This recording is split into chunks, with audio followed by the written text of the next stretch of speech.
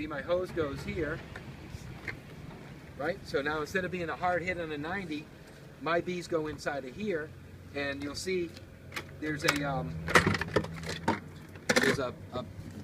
paintbrush. Can you see it inside there? Here, let me open this up.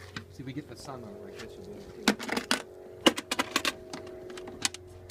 So you see the paintbrush mounted on the side, so the bees come in. They have a little, yeah, because sometimes chunks of honey and other debris comes in, and if some bee comes in clean and it gets hit with a pile of honey, then another one gets hit, then you get a big stack of glued together bees. So this kind of dances them in. But anyway, so that's what we do. So the motor hand here sucks them in with the power through this, and then the bees are locked in here, and it smells kind of smoky because they smoked it, but usually it smells like propolis. When this would have been crammed full the first day.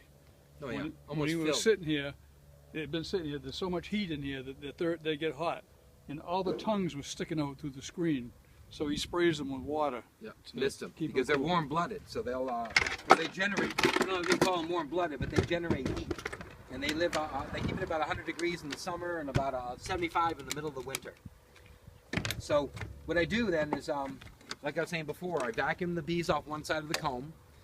I cut the comb loose from the top, laying on my arm, vacuum the other side, looking for the queen, because if I can catch her and set her in there without going through the tube, it's more sure she won't get injured.